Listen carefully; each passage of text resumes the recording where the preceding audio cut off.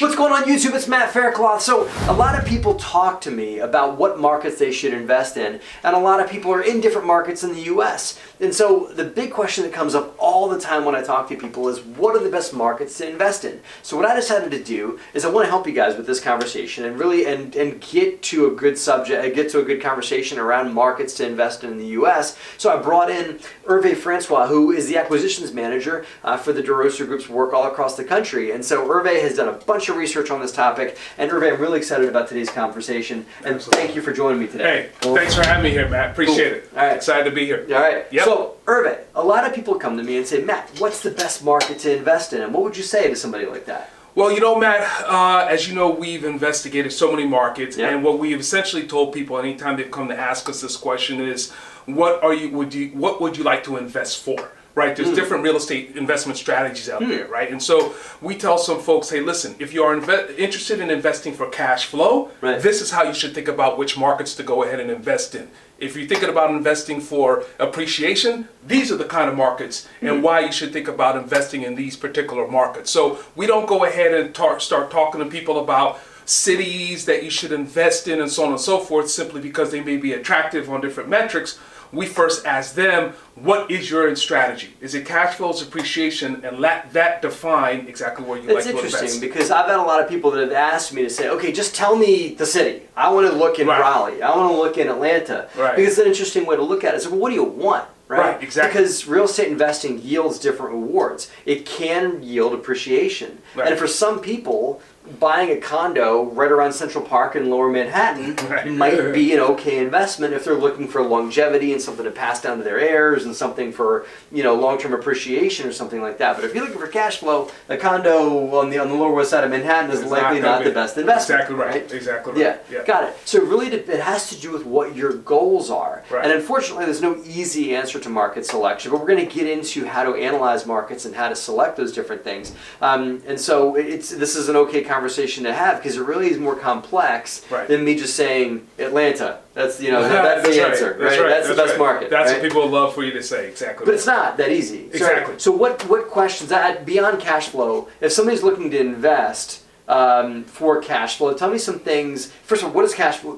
This sounds stupid, but what do you mean by cash flow? And how do I identify a cash flow market over an appreciation market? Yeah, no, it's a great question. So when we talk about investing for cash flow, basically we're talking about the investment, the dollars that you're going to be putting into a particular property and getting perhaps double-digit returns out of it. And this is the difference between investing for cash flow versus investing for appreciation, where the area itself, it may not be, for example, as a high-quality area. When you hear people start talking about a Type A area or Type A assets, when you're investing for cash flow, we're actually staying away from those type of areas and assets, and we're looking for areas where there might need some work to be done in this particular area, and obviously work to be done in this particular asset. When you're talking about buying an asset that needs some repositioning, some value add work, because you want to have a higher return.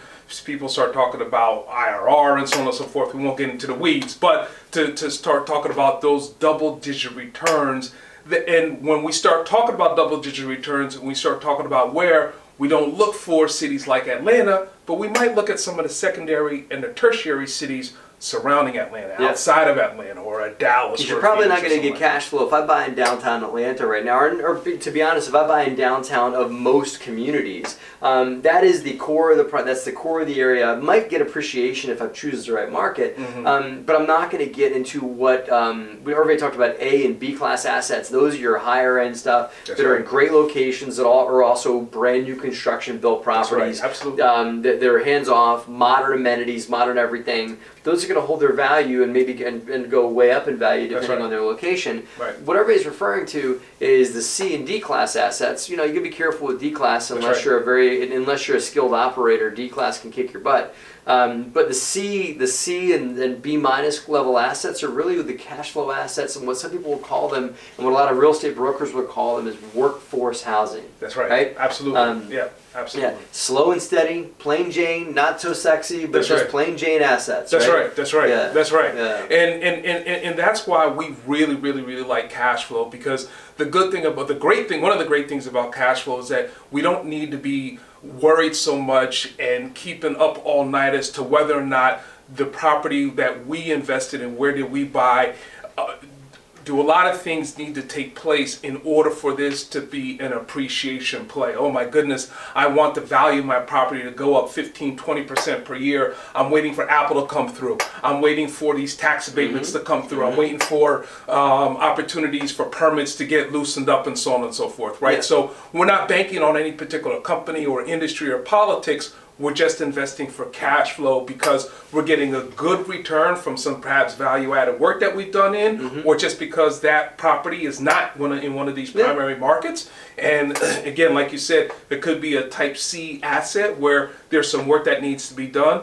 but it has some very, very attractive metrics. So before you guys turn this video off and start, just like, okay, that's it, I've heard what I need to about investing in cash flow because I want cash flow, that sounds great. There are downsides to cash flow markets. Like we've done a lot of work, and we're very grateful for the work that we've done in Trenton, New Jersey. Trenton, New Jersey is a great market, but here's the thing about Trenton, New Jersey. I started investing in here in 2005. The rents that I'm getting in 2020 are very similar to the rents I was getting in 2005. 15 years later. Now, the rents in Trenton didn't spike huge during the uptick like they did in other places. Trenton's a good workforce housing market. That's right. Slow and steady, not sexy, slow and steady market, right? That's right. Wins the race. And yeah, well, it does in some instances, that's right? The rents are here. The property purchase prices were online with a 1.5% to 2% rule. Right. Great cash flow market. Right. It's a great place to invest for cash flow. Trenton's actually gone up a little bit in value, so it's maybe more like the 1.3% rule versus the 1.5 or 2% rule like it was in the past.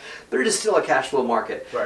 Markets like Trenton are great for cash flow, but they're likely not going to go double or triple in value over the long run. And so you will likely unload that asset for if you buy a cash flow asset, you likely unload it for not too far off of what you bought it for. Exactly right. And you're going to utilize it for cash flows. That's the downside of cash flow markets, C-class cash flow markets. You can't really say, okay, it's going to bump away. And if you're playing big multifamily, you can play the cap rate game and with something called forced appreciation, That's right. which is a good conversation to have in that. But really, if you're buying smaller assets, the market's really not going to have a huge bump unless an absolute game changer comes in and transfers your cash flow market into an appreciation market. That's right. If your market goes, like let's say you're Hoboken, New Jersey in 1980. That's right. That was a C-class market. That's right. Absolutely. Look at it now. Yeah. I wish I bought some of that stuff. Yeah, absolutely. I got friends that bought stuff in Hoboken for $10,000 a door. Right. Absolutely. Now Hoboken's $300,000 New York a door. City. Right. That's right. More. Right. Yeah. Right. It's the sixth borough in some ways. That's right. Right.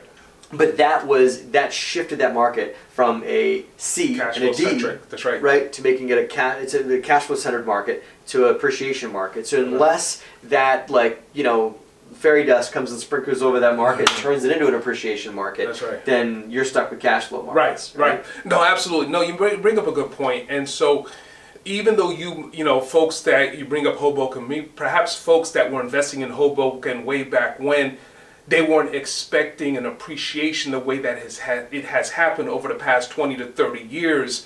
Perhaps what they did see, or perhaps what they were hoping for, and certainly what eventually took place, is what a lot of folks talk about in real estate, the path of progress. Yeah. Right? And pretty much that's when you start seeing things beginning to line up. The politics helping, redevelopment taking place, construction taking place, industries start coming in, companies start coming in, crime rate starts declining, good education, good school districts, and so on and so forth. And then all of a sudden you see towns like Hoboken, towns like Washington, D.C., used to be the crime capital of the world. Yep. Now one of the fastest growing cities in the country right now, right? And it's just because they had a lot of those pieces in place where it's made it attractive, so originally you were investing in cash flow.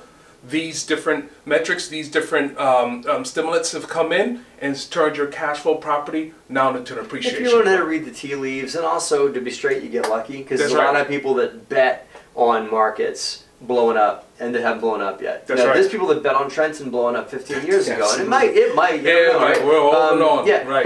But there's people that place bets on markets like that, and that's what it is. You're gambling. You're taking a bet. Absolutely right. So the education here, guys, is if you're investing in a market that you think is going to blow out eventually and be in the path of progress, like Hervé said, make sure that you're making cash flow while you're waiting on that bubble to hit, because sometimes things can change, the winds can change, politics can change, the market changes, and that bubble bursts. The bubble bursts before it gets to you. Absolutely right. So a few parameters. If people are seeking cash flow markets, what should they be looking for, right? Right. I think overall, a little bit of what we were talking about before is staying away from the type A, the type B assets, but instead focusing real more so on the type C assets where you can go ahead and do some value add work. You're investing in a place where it's not a primary market like in Atlanta or Dallas or something like that, but a suburb of those particular primary cities, secondary, tertiary, where you still have some decent population growth and job growth, maybe not as strong as it is from, and they're benefiting from a lot of the economic development taking place in those primary cities. A lot of folks, especially those that are living in the primary cities, you see people moving to those outskirts. Maybe they were living in downtown proper Atlanta, New York City, and all of a sudden they're moving to the outskirts because things just got too expensive. You got people commuting New York from Newark right now. Absolutely right. Like it's 45-minute train ride, but that's what it takes. So that's your outside the bubble tertiary market, right? Exactly right. Right. Okay, great. Other things you guys might want to consider are age of construction. If you look at a specific property, look at the age of construction, because odds are a brand new construction is going to command a premium. So if you want to get a good price, look for something that's built a little while ago. Irving and I do a lot of apartment building deals, and we love stuff that was built in the 70s and 80s because we can go and value add it and bring it up to the condition that new construction was, but I'm not paying new construction price for it. That's right. I'm buying it down here, adding value, making it worth this, but I'm still getting it for this price because of the age of construction. Absolutely. So that's another factor to look at. Now, a few tips, because not everybody wants cash flow, or people should realize cash flow is not the end-all be-all. Maybe if you can make a few bucks in cash flow and gain appreciation, maybe that's another market people should look at, right? That's right, absolutely. So if they can get a great deal on an appreciating center of a city or something like that, something they should look at. So what are some factors from the appreciation side that people give us some tips for appreciation? If you've got an appreciation investor that's willing to play the long game, maybe they're buying it all themselves. They're going to buy a duplex and hold it in their IRA, and they're going to retire in 20 years, and hopefully the property's gone up in value, or somebody's going to buy it themselves, maybe a house hack, maybe they're going to buy it and live in the unit. The appreciation play, I find, guys, works really well in small real estate. It doesn't work as well in the big real estate stuff because things just become even more astronomically unaffordable law of averages, right? But if these are the folks that are looking to buy a 10 unit, in an A-class area, maybe that's a deal to make, right? Absolutely. So what's some things they should look for? One of the things you have to look for, obviously, is the timing, right? Where you are in the real estate market, if you really want to invest in it for appreciation. And sometimes, you might have a primary market that's very attractive on all kind of metric fronts, but the real estate market is soft for one reason or another. Perhaps the economy slowed down. That's when you should really, really look into, if you happen to be in that part of the real estate cycle, and obviously if you have some capital and you have some investors, that's when you should really thinking about making a play within an appreciation market, because when that market turns, that's when you're really going to see the value of your property really start to pick back up. So now if we're not at the bottom of the real estate market, such as, for example, right now, some people would say top, but obviously a very strong selling real estate market. We're in a strong market right now, right? So finding those appreciation plays are going to be a little bit tougher right now because a lot of property values have appreciated across the country in a lot of these big cities that we're talking about. So if you want us to continue looking for appreciation in the market cycle that we're in right now, then yes, you're going to have to pretty much focus on those primary markets, those type A, those type B properties. You're going to have to hold on for a longer time. You may even have to ride a cycle because we are at the top of a cycle, what some would say. Are we going to continue to grow from here? You're playing appreciation, you're playing the long game. You're playing the long game. You're playing even more so from here. You're definitely playing the long game. But you're buying in a location that's going to stay hot all the time, right? Absolutely right. You're buying in Atlanta, Washington, D.C., Raleigh, Durham, North Carolina, those areas aren't going anywhere. There are resources that are causing those places to be hot places to be no matter what. Even the upturns, downturns. That's right. And so buy in an area that's always going to be hot. And if you're willing to survive the cycles, and hold it for the next 30 years or 20 years, if you're going to buy in an appreciation market, be willing to play the long game. That's what I would say. Absolutely. You got to play the long game. And you want to be focused on those cities also that has some really nice diversification within industries. You start talking about industries that have very, very strong growth within, regardless what part we are in the economic cycle: healthcare, technology, retail. We tend to not invest in markets that are too reliant upon one industry sector, right? Absolutely.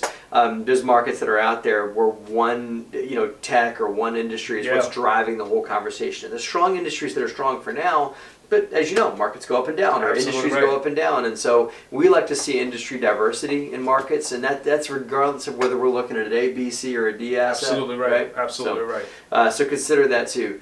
So listen, guys, the bottom line is there is no one market that everyone should be investing in the U.S., and that's probably obvious when you think about it. Even though people might be let down that I didn't just say the city, Right. And that's okay, because there are a lot of different markets that people can make money in, and there's people that I know that are making money in a lot of different markets in the U.S. It just seems obvious that if you use the right factors and play the right parameters and enter with the right analysis, then you can make money in a lot of markets in the U.S. if you if you use the right tools. Absolutely. Right? Yep.